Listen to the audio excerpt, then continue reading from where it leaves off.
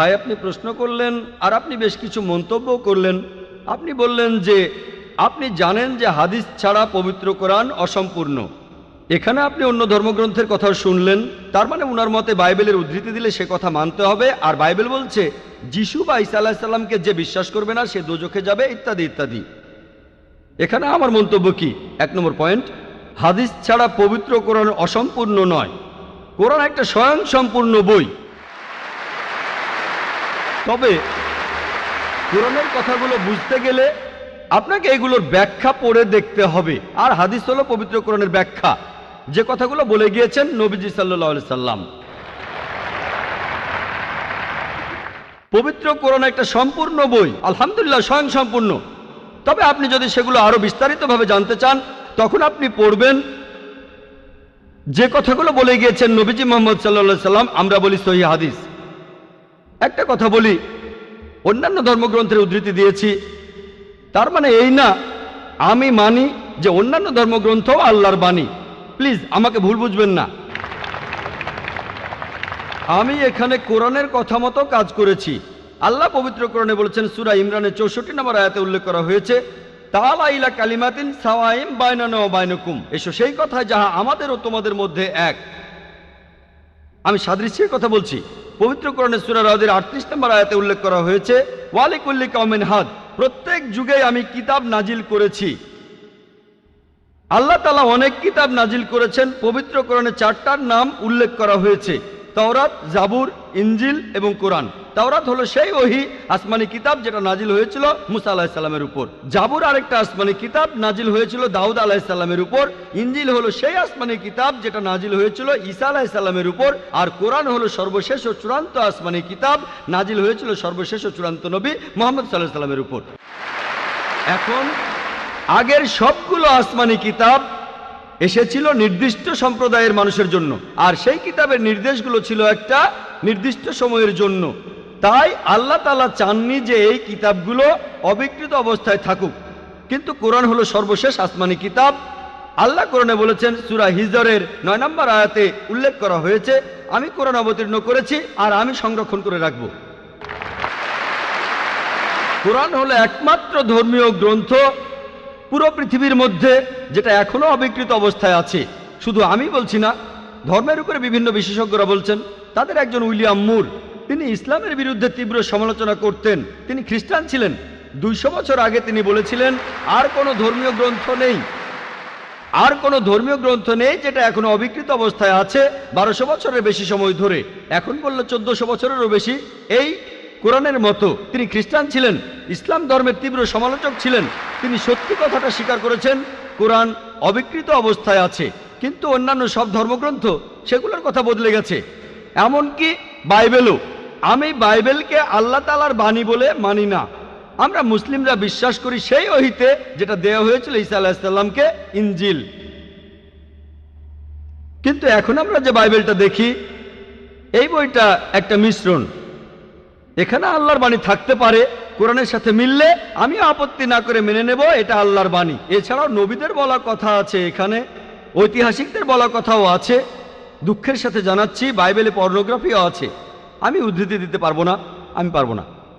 বাইবেলে আছে অনেক পরস্পর বিরোধী কথা, বৈজ্ঞানিক ভুল, গাণিতিক ভুল, সেগুলোর কথা এখানে বলছি না। আমি বিতর্ক করেছিলাম ডক্টর উইলিয়াম ক্যাম্বেলের সাথে। তিনি ইসলামের বিরুদ্ধে একটা বই লিখেছিলেন, Quran and Bible in the light of history and science. বলেছিলেন কোরআনে 30টা বৈজ্ঞানিক ভুল আছে। আমি আমেরিকায় গিয়েছিলাম। আমেরিকায় আমরা বিতর্ক করেছিলাম 2000 সালের 1 এপ্রিল, আর টপিক ছিল Quran and Bible in the light of science. তার সব অভিযোগের উত্তর আমি দিয়েছিলাম। তারপর আমি যখন বাইবেলের 38টা ভুলের কথা বললাম, তিনি সেগুলোর উত্তর দিতে পারেননি। পবিত্র কোরআনের সূরা বাকারার 79 নম্বর আয়াতে উল্লেখ করা হয়েছে, ফাওয়াইলুল লিল্লাযিনা ইয়াকতুবুনাল কিতাবা বিআইদিহিম সুম্মা ইয়াকুলুনা হাযা মিন ইনদিল্লাহ লিয়াশতারু বিহি সামানান কালিলা ফাওয়াইলুল লাহুম মিম্মা কাতাবাত আইদিহিম ফাওয়াইলুল লাহুম মিম্মা ইয়াকসিবুন। দুর্ভোগ তাদের যারা নিজ হাতে কিতাব রচনা করে আর বলে এটা আল্লাহর ওহী। উচ্চমূল্য পাওয়ার জন্য তারা এই কথা বলে, যা লিখেছে সেজন্য শাস্তি তাদের, যা উপার্জন করেছে সেজন্য শাস্তি তাদের। তাই বর্তমানের বাইবেল, হয়তো জানেন এই বাইবেল শব্দটা এটা বাইবেলের মধ্যে কোথাও নেই। এটা এসেছে গ্রিক শব্দ বিবলস থেকে, অর্থাৎ অনেক বই মিলে একটা বই। আর বিশেষজ্ঞরা এখন বলেন এই বাইবেল লিখেছে অনেকজন লেখক, আমি বলছি না, খ্রিস্টান বিশেষজ্ঞরা। তাই বর্তমানের বাইবেলকে আমি আল্লাহর বাণী বলে মনে করি না। একইভাবে যদি জিজ্ঞেস করেন আমি বেদকে আল্লাহর বাণী বলে মনে করি কিনা, বৌদ্ধ ধর্মগ্রন্থগুলোকে আল্লাহর বাণী বলে মনে করি কিনা, পার্সি ধর্মগ্রন্থগুলোকে আল্লাহর বাণী বলে মানি কিনা, আমি এখন বলবো হতে পারে আল্লাহর বাণী, নাও হতে পারে আল্লাহর বাণী। আল্লাহ সুবহানাহু ওয়া তাআলা অনেক ওহী নাজিল করেছেন, অনেক কিতাব, কোরআনে 4টার নাম উল্লেখ আছে, তবে এছাড়াও আছে যেমন সুফে ইব্রাহিম, এরকম অনেক আছে। আমি এখানে বলবো হতে পারে হিন্দু ধর্মগ্রন্থ হতে পারে আল্লাহর বাণী, হতে পারে বৌদ্ধ ধর্মগ্রন্থ সেগুলো আল্লাহর বাণী, তারপর পার্সি ধর্মগ্রন্থ আল্লাহর বাণী হতে পারে, কিন্তু আসমানি কিতাব হলেও সেগুলো নির্দিষ্ট জাতি আর নির্দিষ্ট সময়ের জন্য। এখন আপনি মানবেন সর্বশেষ ও চূড়ান্ত কিতাব, সেটা হলো পবিত্র কোরআন। তাহলে প্রত্যেক মানুষই, হোক তার দেশ ইন্ডিয়ায়, আমেরিকাতে, কানাডায়, ইংল্যান্ডে, সিঙ্গাপুরে, সৌদি আরবে, প্রত্যেক মানুষই সর্বশেষ ও চূড়ান্ত ওহী মানবে, অর্থাৎ পবিত্র কোরআন আর সর্বশেষ নবী মুহাম্মদ সাল্লাল্লাহু আলাইহি সাল্লামকে মেনে চলবে। আমি বলছি না যে হিন্দু ধর্মগ্রন্থগুলো আল্লাহর বাণী, আর আল্লাহর বাণী হলেও সেটা নির্দিষ্ট সময়ে নির্দিষ্ট জাতির জন্য ছিল। হিন্দু বিশেষজ্ঞরাও বলেন তাদের ধর্মগ্রন্থ পরিবর্তন হয়েছে, বৌদ্ধ বিশেষজ্ঞরাও বলেন তাদের ধর্মগ্রন্থ পরিবর্তন করা হয়েছে। প্রত্যেক ধর্মের বিশেষজ্ঞরাই, শুধু ইসলাম বাদে সবাই বলে যে তাদের ধর্মগ্রন্থে পরবর্তীতে কথা বদলানো হয়েছে, পরিবর্তন করা হয়েছে। তবে আমি যদি এখানে তর্কের খাতিরে মেনেও নেই এটা আল্লাহ তাআলার বাণী, যদি এমনটা হয় আর সেই ধর্মের অনুসারীরা তারা মানে এটা আল্লাহ তাআলার বাণী, তাহলে সেই ধর্মগ্রন্থ তাদের অক্ষরে অক্ষরে মানা উচিত। বৌদ্ধরা যদি মানে তাদের ধর্মগ্রন্থ আল্লাহ তাআলার বাণী, হিন্দুরা যদি মানে তাদের ধর্মগ্রন্থ আল্লাহ তাআলার বাণী, খ্রিস্টানরা যদি মানে তাদের ধর্মগ্রন্থ আল্লাহ তাআলার বাণী, তাহলে আপনাদের ধর্মগ্রন্থেই বলা হয়েছে আপনাদের মেনে চলতে হবে সর্বশেষ নবীর কথা, মুহাম্মদ সাল্লাল্লাহু আলাইহি সাল্লামের কথা। আপনি তো মনে করেন এটা আল্লাহ তাআলার বাণী, আমি মনে করি হতেও পারে আবার নাও হতে পারে। আপনি মনে করেন সেটাই আল্লাহ তাআলার বাণী, তাহলে আপনি সেটার কথা মেনে চলেন। সর্বশেষ আর চূড়ান্ত নবীকেও আপনি বিশ্বাস করেন। আমি আগেও বলেছি, পবিত্র বাইবেলে গসপেল অফ জন 16 নম্বর অধ্যায়ের 12 থেকে 14 অনুচ্ছেদে আছে, ঈসা আলাইহিস সালাম বলছেন, আমি তোমাদের অনেক কথা বলতে চাই, কিন্তু তোমরা সেটা এখন বুঝতে পারবে না, কারণ যখন সত্যের আত্মা তোমাদের সামনে আসবে সে তোমাদের সত্যের পথে নিয়ে যাবে। সে তার নিজের কথা বলবে না, যা শুনবে সে কথাগুলোই বলবে। সে তোমাদের ভবিষ্যতের কথা বলবে, আমাকে মহিমান্বিত করবে। এ মানুষটা কে? মুহাম্মদ সাল্লাল্লাহু আলাইহি সাল্লাম। মুহাম্মদ সাল্লাল্লাহু আলাইহি সাল্লাম বাদে আর কোন নবী ঈসা আলাইহিস সালামকে কি মহিমান্বিত করেছেন? ঠিকই বলেছেন আপনি, যে ঈসা আলাইহিস সালামকে অস্বীকার করবে সে নরকে যাবে। আপনি বললেন এই কথা, আমি আপনার সঙ্গে একমত। সেই মুসলিম আসলে মুসলিম না যে ঈসা আলাইহিস সালামকে বিশ্বাস করে না। আমরা এখানে বলি আলাইহিস সালাম, আপনি শুধু বললেন যিশু। আমি পারি না, আমাকে বলতেই হবে আলাইহিস সালাম যদি ইসলামের প্রতিনিধিত্ব করি। যদি আমি এই আলাইহিস সালাম শব্দটা না বলি আমাকে বের করে দেওয়া হবে। অনভিজ্ঞ লোক এটা করতে পারে, আমাকে বলতেই হবে আলাইহিস সালাম। তাহলে সেই মুসলিম আসলে মুসলিম না যে ঈসা আলাইহিস সালামকে বিশ্বাস করে না। আমরা মানি যে ঈসা আলাইহিস সালাম হচ্ছেন আল্লাহ সুবহানাহু ওয়া তাআলার প্রেরিত রাসূল। বিশ্বাস করি তিনি অলৌকিকভাবে জন্মেছিলেন কোনো পুরুষের হস্তক্ষেপ ছাড়াই, যেটা অনেক আধুনিক খ্রিস্টানি বিশ্বাস করে না। আমরা মানি যে তিনি আল্লাহর আদেশে মৃত মানুষকে জীবিত করেছিলেন। আমরা মানি যে তিনি আল্লাহর আদেশে জন্মান্ধর কুষ্ঠরোগীদের সুস্থ করেছিলেন। মুসলিম আর খ্রিস্টানরা এখানে এক। তবে আমি জানি আপনি কি বোঝাচ্ছেন। আপনি যখন বললেন যীশু খ্রিস্টকে বিশ্বাস করা, তার মানে কি বুঝিয়েছেন? যে তিনি ঈশ্বর, তাই না? ওনার মাইক্রোফোনটা অন করেন। যিশুকে বিশ্বাস করা বলতে কি বোঝাচ্ছেন? নবী হিসেবে বিশ্বাস করা? যিশুর এই কথাটা বিশ্বাস করি, আমি সত্য আর জীবনের একমাত্র পথ। এ কথার মানে কি? এর মানে যীশু খ্রিস্ট হলেন ঈশ্বর। ভাই এবারে বাইবেলের উদ্ধৃতি দিলেন। জনে আছে এই কথাটা। আমি আপনাকে রেফারেন্সটা বলছি, রেফারেন্সটা আমি বলছি, সমস্যা নেই। রেফারেন্সটা কি? জনের 14 নম্বর অধ্যায়। আপনিই বললেন। অনুচ্ছেদ? আমাকে বাইবেল দেখে বলতে হবে। জনের 14 অধ্যায়ের 16 অনুচ্ছেদ। ঠিক আছে? 16 নম্বর না, 6 নম্বর অনুচ্ছেদ, 16 নম্বর না। সরি মিস্টার নায়েক, আমাকে বাইবেল শেখানো লাগবে না। আমরা আপনার ভুল ব্যাখ্যাগুলো শুনে আমাদের ওয়েবসাইটে সেটার উত্তর দেব। ভালো কথা। ভাই আপনি উদ্ধৃতি দিচ্ছেন, আপনার ব্যাগে তো বাইবেল আছে, তাই না? ব্যাগ থেকে বাইবেলটা বের করে দেখেন। এটা গসপেল অফ জনের 14 নম্বর অধ্যায় 6 নম্বর অনুচ্ছেদ, 16 নম্বর না।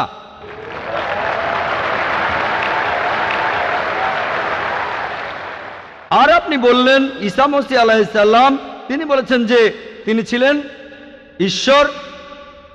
আপনার প্রশ্নতে পরে আসছি। প্রশ্নের উত্তরটা দেওয়ার আগে আমি একটা কথা বলে নিই। আমি বাইবেল পড়েছি, গোটা বাইবেলের মধ্যে পরিষ্কারভাবে বলা এমন একটা কথাও নেই যেখানে যিশু বা ঈসা আলাইহিস সালাম নিজে বলেছেন আমি ঈশ্বর আর আমার উপাসনা করো। যদি কোনো খ্রিস্টান আমাকে দেখাতে পারেন গোটা বাইবেলের মধ্যে পরিষ্কারভাবে বলা মাত্র একটি কথা যে ঈসা আলাইহিস সালাম নিজেই বলেছেন যে আমি ঈশ্বর আর আমার উপাসনা করো, তাহলে আমি ডক্টর জাকির নায়েক আজকেই খ্রিস্টান ধর্ম গ্রহণ করব। আমি অন্য মুসলিম ভাইদের পক্ষ থেকে এই কথা বলছি না, আমি আমার মাথাটা তরবারির তলে রাখছি। আমি বিভিন্ন ধর্মের উপর একজন ছাত্র। আপনি বাইবেল পড়েছেন আর আমিও পড়েছি বাইবেল। আপনি বললেন যে আপনাকে বাইবেল শেখানো লাগবে না। ঈসা আলাইহিস সালাম এই কথা নিজেই বলেছেন, সত্যকে খোঁজো, সত্যই তোমাকে মুক্ত করবে। ইনশাল্লাহ আজকে আপনি সত্য দেখবেন আর ইনশাল্লাহ সত্য আপনাকে মুক্ত করবে। আমি কথাটা আবার বলছি, গোটা বাইবেলে পরিষ্কারভাবে বলা এমন একটা কথাও নেই যেখানে যিশু বা ঈসা আলাইহিস সালাম নিজেই বলেছেন আমি ঈশ্বর আর আমার উপাসনা করো। আপনারা যদি বাইবেল পড়েন, ঈসা আলাইহিস সালাম তার নিজের মুখেই বলেছেন। এটা আছে গসপেল অফ জন 14 নম্বর অধ্যায়ের 28 অনুচ্ছেদে বলেছেন আমার পিতা আমার চাইতে মহান। গসপেল অফ জন 10 নম্বর অধ্যায়ের 29 অনুচ্ছেদ আমার পিতা সবার চাইতে মহান। গসপেল অফ ম্যাথিউ 12 নম্বর অধ্যায়ের 28 অনুচ্ছেদ আমি ঈশ্বরের আত্মার সাহায্যে শয়তানকে তাড়িয়ে দেই। গসপেল অফ লুক 11 নম্বর অধ্যায়ের 20 অনুচ্ছেদ আমি ঈশ্বরের আঙ্গুলের সাহায্যে শয়তানকে তাড়িয়ে দেই। গসপেল অফ জন 5 নম্বর অধ্যায়ের 30 অনুচ্ছেদ আমি আমার নিজের থেকে কিছুই করতে পারি না, আমি এখানে বিচার করি আর আমার বিচার সঠিক, কারণ আমি আমার ইচ্ছায় কাজ করি না, আমার পিতার ইচ্ছায় কাজ করি। যদি কেউ বলে সে আল্লাহর ইচ্ছা মতো কাজ করে সে একজন মুসলিম। ঈসা আলাইহিস সালাম একজন মুসলিম, তিনি নিজেকে ঈশ্বর বলেননি। বুক অব অ্যাক্টসে পরিষ্কার বলা আছে 2 নম্বর অধ্যায়ের 22 অনুচ্ছেদ বলা হয়েছে হে ইসরায়েলের সন্তানেরা একথা শোনো, নাজারেত শহরের যিশু ঈশ্বর প্রেরিত একজন পুরুষ তোমাদের মাঝে, সে অনেক অলৌকিক কাজ করবে, সেগুলো তাকে ঈশ্বর করাবেন, তোমরা তার সাক্ষী থাকবে। ঈশ্বর প্রেরিত একজন পুরুষ তোমাদের মাঝে, সে অনেক অলৌকিক কাজ করে দেখাবে, ঈশ্বর তাকে দিয়ে করাবেন আর তোমরা তার সাক্ষী থাকবে। তাই বাইবেল স্পষ্ট করে বলছে যে ঈসা আলাইহিস সালাম ছিলেন একজন মানুষ, তিনি আল্লাহ তাআলার প্রেরিত একজন রাসূল, কিন্তু আল্লাহ নন। গোটা বাইবেলের মধ্যে পরিষ্কারভাবে এমন একটা কথাও নেই যেখানে ঈসা আলাইহিস সালাম নিজেই বলেছেন যে আমি ঈশ্বর আমার উপাসনা করো। আপনি একটা উদ্ধৃতি দিয়ে সেটা প্রমাণ করতে চাইলেন যে গসপেল অফ জন 14 নম্বর অধ্যায়ের 6 অনুচ্ছেদে বলা হয়েছে যিশু বা ঈসা আলাইহিস সালাম নিজেই বলেছেন আমি সত্য আর জীবনের একমাত্র পথ, আমাকে ছাড়া আমার পিতার কাছে কেউ যেতে পারবে না। এখানে প্রসঙ্গ ছাড়া উদ্ধৃতি দিচ্ছেন। লোকজন পবিত্র কোরআনের আয়াত নিয়ে প্রসঙ্গ ছাড়া উদ্ধৃতি দেয় দুর্নাম করতে। একইভাবে খ্রিস্টান মিশনারিরা বাইবেলের প্রসঙ্গ ছাড়া উদ্ধৃতি দেয়। আপনাকে একটা সত্য কথা বলি, আপনার বাইবেলটা খোলেন, যদি সন্দেহ থাকে বাইবেলটা খোলেন, প্রসঙ্গ জানতে 1 নম্বর অনুচ্ছেদটা পড়েন। গসপেল অফ জন 14 নম্বর অধ্যায়ের 1 অনুচ্ছেদ বলছে যে তোমরা ভয় পাচ্ছ কেন? যিশু বা ঈসা আলাইহিস সালাম বলছেন যদি তোমরা ঈশ্বরকে বিশ্বাস করো তাহলে আমাকে বিশ্বাস করো। আমার পিতার রাজ্যে অনেক প্রাসাদ আছে, আমি সেখানে গিয়ে তোমাদের জন্য জায়গা তৈরি করব। আমি যখন যাব আমি তখন বলবো। শিষ্যরা বলল আপনি কোথায় যাবেন? তোমরা জানো না আমি কোথায় যাব? তারা বলল না। তখন শিষ্যরা বলল যে আমাদের পথ দেখান, আপনি যেখানে যাবেন। তখন যিশু বা ঈসা আলাইহিস সালাম বললেন আমি সত্য আর জীবনের একমাত্র পথ। শিষ্যরা তখন বলল ঈসা আলাইহিস সালামকে যে আমাদের সেই পথ দেখান। ঈসা আলাইহিস সালাম তখন বললেন আমি সত্য আর জীবনের একমাত্র পথ, আমাকে ছাড়া আমার পিতার কাছে কেউ যেতে পারবে না। আমরা মানি যে নবীগণ যখন এসেছিলেন প্রত্যেক নবী ছিলেন সত্য আর জীবনের দেখানো পথ, সেই নবীদের ছাড়া কোনো মানুষই আল্লাহর কাছে যেতে পারতো না। আর যীশু খ্রিস্টের সময়ে আমি বাইবেলের কথা মানছি, যিশু বা ঈসা আলাইহিস সালাম তিনিই ছিলেন সত্য আর জীবনের একমাত্র পথ। যীশু খ্রিস্টের শিক্ষা ছাড়া কোনো মানুষই তখন আল্লাহর কাছে যেতে পারতো না। মুসা নবীর সময়ে তিনি ছিলেন সত্য আর জীবনের পথ। মুসা আলাইহিস সালামের শিক্ষা ছাড়া কোনো মানুষই আল্লাহর কাছে যেতে পারতো না। এখন দেখেন ঈসা আলাইহিস সালাম নিজেই বলেছেন আমি তোমাদের অনেক কথা বলতে চাই, শিষ্যদের বলছেন। এটা আছে গসপেল অফ জন 16 নম্বর অধ্যায়ের 12 থেকে 14 অনুচ্ছেদে। আমি তোমাদের অনেক কথা বলতে চাই কিন্তু তোমরা সেগুলো এখন বুঝবে না, কারণ যখন সেই সত্যের আত্মা আসবে সে তোমাদের সত্যের পথে নিয়ে যাবে। সে তার নিজের কথা বলবে না, যা শুনবে সে কথাই বলবে। সে তোমাদের ভবিষ্যতের কথা বলবে, আমাকে মহিমান্বিত করবে। আর এখন দেখবেন, ভালো করেই দেখবেন যে নবীজি মুহাম্মদ সাল্লাল্লাহু আলাইহি সাল্লাম তিনি সত্য আর জীবনের একমাত্র পথ। মুহাম্মদ সাল্লাল্লাহু আলাইহি সাল্লাম যা শিখিয়েছেন সেগুলো ছাড়া কেউ আল্লাহর কাছে যেতে পারবে না। আর মুহাম্মদ সাল্লাল্লাহু আলাইহি সাল্লাম ছিলেন সর্বশেষ আর চূড়ান্ত নবী। এখনকার দিনে দেখবেন হোক সেই লোক বাস করছে আমেরিকায়, কানাডায়, ইংল্যান্ডে, ইন্ডিয়ায়, সৌদি আরবে, পৃথিবীর যেখানেই থাকুক, এখনকার দিনে সবার জন্য মুহাম্মদ সাল্লাল্লাহু আলাইহি সাল্লাম তিনি হলেন পথ, সত্য আর জীবনের। মুহাম্মদ সাল্লাল্লাহু আলাইহি সাল্লাম যা শিখিয়েছেন সেগুলো ছাড়া কেউ আল্লাহর কাছে যেতে পারবে না। আর প্রায় সব ধর্মগ্রন্থ এরকম কথা বলছে, এমনকি বাইবেলও। আশা করি আপনি সত্যটা জানতে পেরেছেন। 3টা প্রশ্ন করেছেন। প্রথম প্রশ্নটা, আল্লাহ কেন আদম হাওয়াকে সৃষ্টি করলেন? এই সৃষ্টি করার কারণটা কি? বিশ্বজগৎ সৃষ্টির কারণ কি? আল্লাহ সৃষ্টি করেছেন আদম আর হাওয়াকে, তারা দুজনে শান্তিতে থাকুন, যাতে করে মানুষ যাতে আসতে পারে। তারা আমাদের সবার পূর্বপুরুষ। পবিত্র কোরআনে সূরা হুজুরাতের 13 নম্বর আয়াতে উল্লেখ করা হয়েছে, या अय्युहन नासु इन्ना खलकनाकुम मिन ज़करिन व उनसा व जअलनाकुम शुअबा व क़बाइला लितारफु इन्ना अक्रमकुम इनदल्लाहि अतकाकुम इन्नल्लाहा अलीमुन खबीर। হে মানুষ জাতি, আমি তোমাদের সৃষ্টি করেছি এক পুরুষ ও এক নারী হতে, আর তোমাদের বিভক্ত করেছি বিভিন্ন জাতি আর গোত্রে, যেন তোমরা অন্যের সাথে পরিচিত হতে পারো। এই জন্য নয় যে অন্যকে ঘৃণা করবে। আর আল্লাহর কাছে অধিক মর্যাদা সম্পন্ন সেই ব্যক্তি যার আছে তাকওয়া। আল্লাহ যেটার মাধ্যমে মানুষের বিচার করেন, টাকা পয়সা নয়, গায়ের রং নয়, জাতি বা গোত্র নয়, ধর্মমত নয়, সেটা হলো তাকওয়া। সেটা হলো আল্লাহকে মানা, ন্যায়পরায়ণতা, ধার্মিকতা। তাহলে আদম আর হাওয়া আলাইহিস সালাম তারা আমাদের সবার পূর্বপুরুষ, আপনারও পূর্বপুরুষ, আমারও পূর্বপুরুষ, সব মানুষের। সেজন্য আপনাকে ভাই বলে ডেকেছি ভাই, সব মানুষ ভাই ভাই। আল্লাহ বলেছেন ইয়া আইয়ুহান নাস, হে মানুষ জাতি। আর পবিত্র কোরআনে সূরা ইসরার 70 নম্বর আয়াতে উল্লেখ করা হয়েছে ওয়া লাকাদ কাররামনা বানি আদামা। আল্লাহ তাআলা মর্যাদা দিয়েছেন সব আদম সন্তানকেই। হোক আপনি জন্ম নেন ইন্ডিয়ায়, আমেরিকায়, ইংল্যান্ডে, জন্মান কোনো হিন্দু পরিবারে বা মুসলিম পরিবারে বা খ্রিস্টান পরিবারে, আল্লাহ বলেছেন তিনি সব মানুষকে মর্যাদা দিয়েছেন। মানুষে জন্মালে আল্লাহ তাকে মর্যাদা দেবেন। সে হোক আপনার নাম জাকির, আব্দুল্লাহ, রামু, শঙ্কর, মানুষে জন্মালে আল্লাহ মর্যাদা দেবেন। আপনার প্রশ্নতে আসি, কেন আল্লাহ তাআলা মানুষ সৃষ্টি করলেন? আল্লাহ মানুষ সৃষ্টি করেছেন কারণ আল্লাহ বলেছেন মানুষ হলো আল্লাহ সৃষ্টির মধ্যে সেরা। আল্লাহ তাআলা অন্য যা কিছু সৃষ্টি করেছেন তা আল্লাহকে মানে। ফেরেশতা সৃষ্টি করেছেন, আল্লাহ যে আদেশই দেন ফেরেশতাগণ সে আদেশ পালন করেন, তাদের নিজস্ব ইচ্ছা নেই। মানুষ হলো আল্লাহ তাআলার এমন এক সৃষ্টি যার নিজের ইচ্ছা আছে। আমরা তার কথা মানতেও পারি, নাও মানতে পারি। তাই আল্লাহ আমাদের সৃষ্টি করেছেন, আমরা হলাম তার সৃষ্টির সেরা, আশরাফুল মাখলুকাত। তবে আমরা আল্লাহ তাআলার কথা মানতে পারি, নাও মানতে পারি। যদি আল্লাহর আদেশ মানেন তাহলে জান্নাতে যেতে পারবেন, তাহলে বেহেশতে যাবেন, স্বর্গে যেতে পারবেন। যদি আদেশ না মানেন তাহলে জাহান্নামে যাবেন, দোজখে যাবেন। তাহলে এই জীবনটা পরকালের জন্য পরীক্ষা। পবিত্র কোরআনে সূরা মুলকে 2 নম্বর আয়াতে উল্লেখ করা হয়েছে আল্লাহ জি খালাকাল মাউতা ওয়া হায়াতা। আল্লাহ তাআলা সৃষ্টি করেছেন জীবন ও মৃত্যু তোমাদের পরীক্ষা করার জন্য। তাহলে এই জীবনটা হলো পরকালের জন্য পরীক্ষা। তাহলে আল্লাহ মানুষ সৃষ্টি করেছেন। আর আল্লাহ বলেছেন সূরা জারিয়াতের 56 নম্বর আয়াতে উল্লেখ করা হয়েছে ওয়ামা খালাকতুল জিন্না ওয়াল ইনসা ইল্লা লিয়াবুদুন। আমি সৃষ্টি করেছি জিন ও মানুষকে যেন তারা আমার ইবাদত করে। তাই আমাদের উচিত আল্লাহ তাআলার আদেশ নিষেধগুলো মেনে চলা। তাহলে আমরা আল্লাহ সুবহানাহু ওয়া তাআলার অন্যরকম সৃষ্টি যার নিজস্ব ইচ্ছা আছে। আমরা আল্লাহ তাআলার আদেশ মানতে পারি, আবার নাও মানতে পারি। অন্যান্য সকল সৃষ্টি যেমন তারা, গাছ, পাহাড়, পবিত্র কোরআন বলছে তারা আল্লাহ তাআলাকে সেজদা করে, তার সামনে নতজানু হয়, আল্লাহকে মানে। আমাদের স্বাধীন ইচ্ছা আছে, আল্লাহ আমাদের এই স্বাধীন ইচ্ছা দিয়েছেন। এই স্বাধীন ইচ্ছা নিয়ে যদি আল্লাহকে মানেন আপনি তাহলে ফেরেশতাদের উপরে চলে যাবেন। আর যদি আল্লাহ তাআলাকে না মানেন তখন হবেন শয়তানের সহযোগী। আল্লাহ আমাদের সৃষ্টি করেছেন পরকালের পরীক্ষার জন্য। আপনার দ্বিতীয় প্রশ্নে আসি, সবকিছুর একটা স্রষ্টা আছে, আল্লাহকে বানিয়েছে কে? যদি কেউ বলে সবকিছুরই একটা স্রষ্টা আছে, কথাটা ঠিক নয়। সব সৃষ্ট জিনিসের স্রষ্টা আছে। আল্লাহ তাআলার সংজ্ঞা হচ্ছে তাকে কেউ সৃষ্টি করেনি। যখনই বলবেন কে আল্লাহকে বানিয়েছে, সে আল্লাহ নয়। আল্লাহ তাআলার সংজ্ঞা হচ্ছে তিনি সৃষ্টি হননি। ধরেন এক লোক আপনাকে বলল যে ভাই আমার বন্ধু জন, সে হাসপাতালে ভর্তি হয়েছে, সে একটা বাচ্চার জন্ম দিয়েছে। বলতে পারবেন এই বাচ্চাটা ছেলে না মেয়ে? বলতে পারবেন? চেষ্টা করেন, দেখেন। পারবেন না কেন? ছেলে না মেয়ে? হ্যাঁ না। ধরেন ভাই জন, সে হাসপাতালে ভর্তি হয়েছে, সে একটা বাচ্চার জন্ম দিল। এই বাচ্চাটা ছেলে না মেয়ে? আপনি বলতে পারবেন? না না। 50% চান্স ছেলে না মেয়ে। লোকজন সবাই হাসছে কেন? বলতে পারবেন? পারবেন না কেন? যে উত্তরই বলেন সেটা কি ঠিক হবে?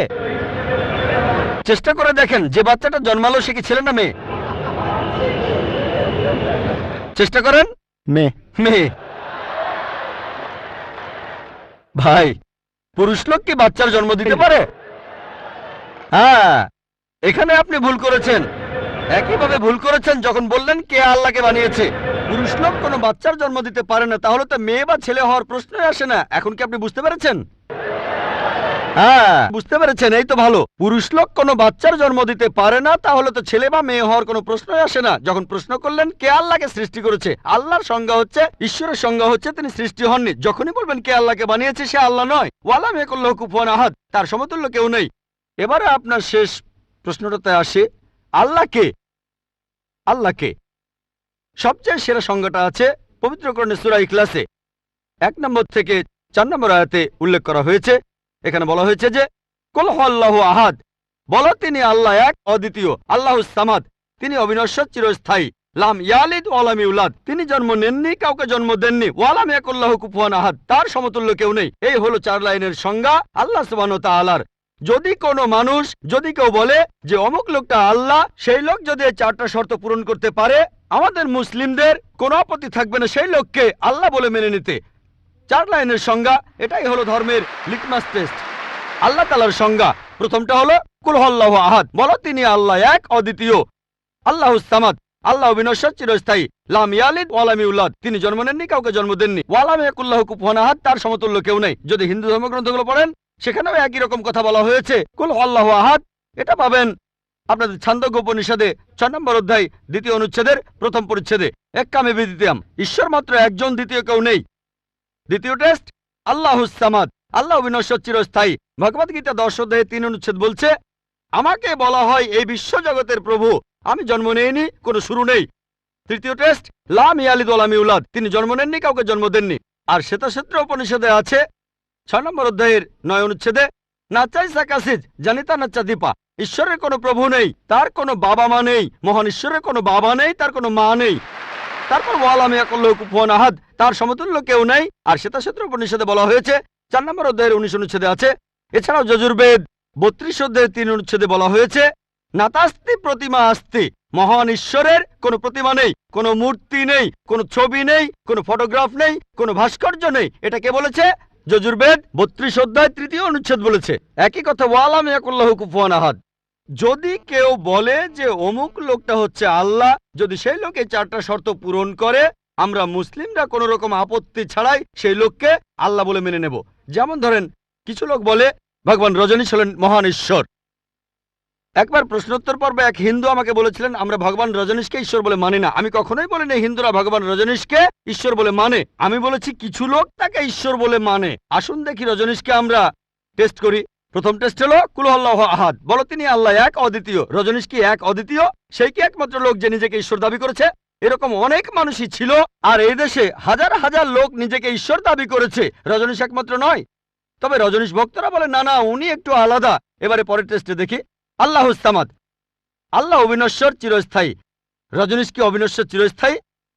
আমরা তার জীবনী থেকে জানি, তার আত্মজীবনী থেকে, রজনীশ ভুগছিলেন অ্যাজমা, ডায়াবেটিস আর পিঠের ব্যথায়। চিন্তা করেন, মহান ঈশ্বরের হয়েছে অ্যাজমা, ডায়াবেটিস, পিঠের ব্যথা। তৃতীয় টেস্ট লাম ইয়ালিদ ওয়া লাম ইউলাদ, তিনি জন্ম নেননি, কাউকে জন্ম দেননি। ভগবান রজনীশ জন্মেছিলেন মধ্যপ্রদেশে, তার বাবা মাও ছিলেন। 1981 সালে তিনি আমেরিকায় গেলেন, ইউএসএ।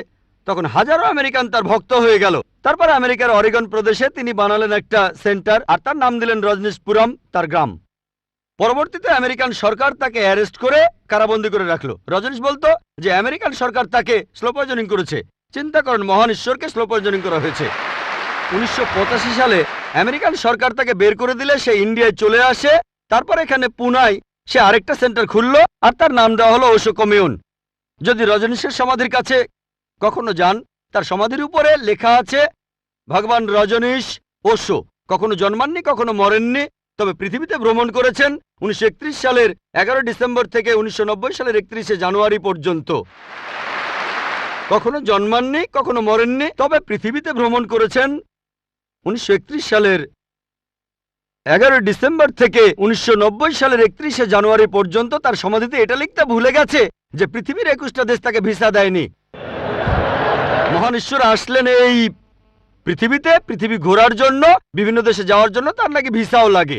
তখন গ্রিসের আর্কবিশপ বলেছিলেন, যদি রজনীশকে এই দেশ থেকে তাড়িয়ে না দেওয়া হয়, আগে তার ঘর পোড়াবো, তারপর ভক্তদের ঘর পোড়াবো। শেষ টেস্ট ওয়ালাম ইয়াকুল্লাহু কুফুয়ান আহাদ। পরীক্ষাটা এতই কঠিন যে একমাত্র আল্লাহ ছাড়া কেউই পাশ করবে না। যখনই আল্লাহর সাথে কারো তুলনা করবেন, সে আল্লাহ নয়। ওয়ালাম ইয়াকুল্লাহু কুফুয়ান আহাদ। এখন ভগবান রজনীশ অন্য অনেক মানুষের মতো মুখে দাড়ি ছিল, একটা নাক, দুটো চোখ, দুটো কান, দুটো হাত। যখন আল্লাহর সাথে পৃথিবীর কোনো কিছুর তুলনা করবেন, সে আল্লাহ নয়। ওয়ালাম ইয়াকুল্লাহু কুফুয়ান আহাদ। যদি কেউ বলে যে আল্লাহ তাআলা 1000 গুণ বেশি শক্তিশালী, আপনারা কি শোয়ার্জনেগারের নাম শুনেছেন? এই লোকের নাম কখনো শুনেছেন? কখনো শুনেছেন তার নাম? এই লোক একটা সময় ছিল মিস্টার ওয়ার্ল্ড, মিস্টার ইউনিভার্স, পৃথিবীর সবচেয়ে শক্তিশালী লোক, বিশ্বজগতের সবচেয়ে শক্তিশালী লোক। যখনই আল্লাহকে তুলনা করবেন কোনো কিছুর সাথে, হোক সেটা আর্নল্ড শোয়ার্জনেগার, হোক সেটা দারা সিং, হোক সেটা কিং কং, হোক সেটা 1000 গুণ বা লক্ষ গুণ, যখনই আল্লাহর সাথে পৃথিবীর কোনো কিছুর তুলনা করবেন, সে আল্লাহ নয়। ওয়ালাম ইয়াকুল্লাহু কুফুয়ান আহাদ। তার সমতুল্য কেউ নাই। তাহলে এই হলো 4 লাইনের সংজ্ঞা আল্লাহ সুবহানাহু ওয়া তাআলার পবিত্র কোরআনে আছে।